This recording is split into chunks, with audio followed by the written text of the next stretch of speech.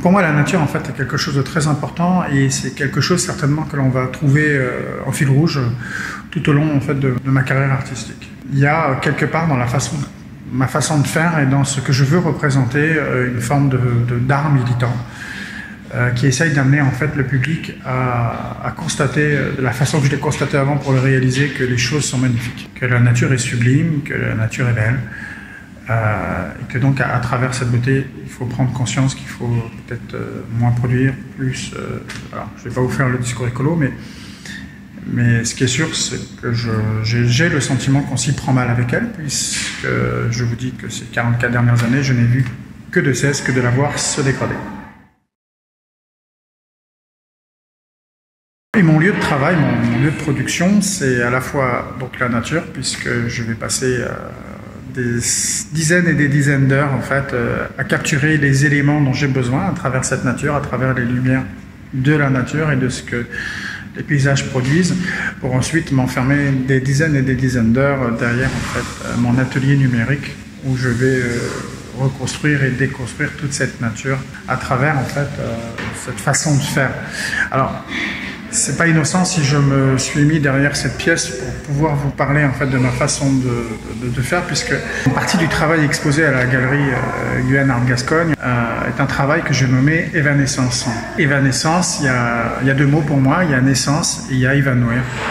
Pour moi, je vous disais tout à l'heure, cette nature se transforme aujourd'hui, alors elle va pas mourir parce que je pense qu'en fait la nature est très forte et elle nous résistera, la terre nous résistera, mais ce que nous avons connu nous, ce que moi j'ai connu enfant, est en train de s'évanouir définitivement pour donner naissance à autre chose. Et c'est vraiment cette évanescence, c'est vraiment cela que j'ai voulu mettre en exergue dans cette première pièce. Et depuis, en fait, sur le même principe, j'en ai produit pas mal d'autres.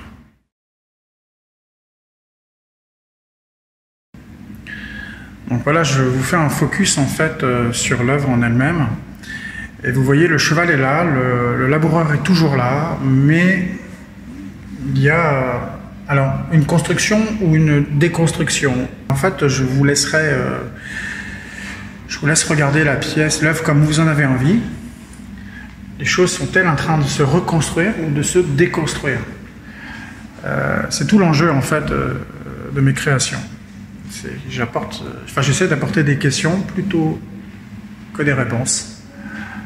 Mon travail de plasticien est de vous interpeller sur le monde contemporain qu'on est en train de vivre et de traverser de notre vivant.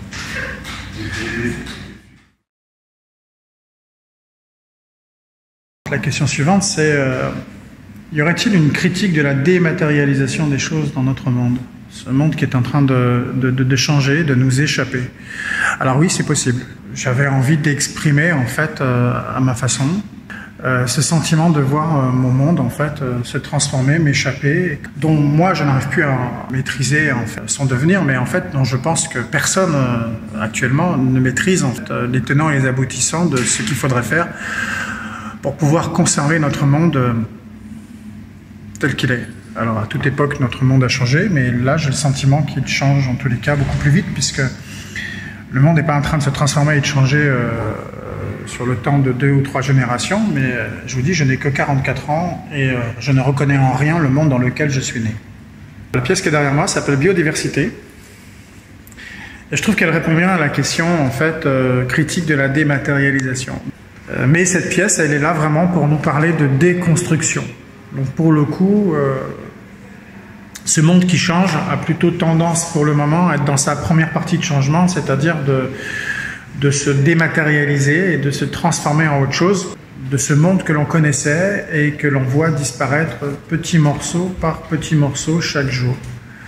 Alors c'est une décomposition en fait de l'espace, mais en vérité c'est aussi une décomposition du temps. Alors je vais vous montrer comment avec cette dernière pièce pour vous exprimer la dernière partie en fait de mon travail.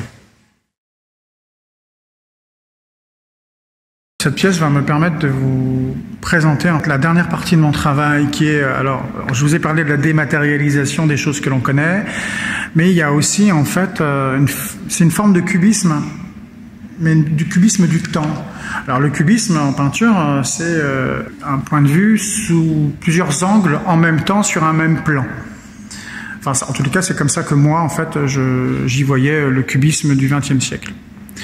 Et là, en fait, j'ai voulu réaliser quelque chose dans la même idée, mais sauf qu'au lieu que ce soit des plans, des angles de vue, ce sont des instants, des moments dans le temps qui ne sont pas au même moment.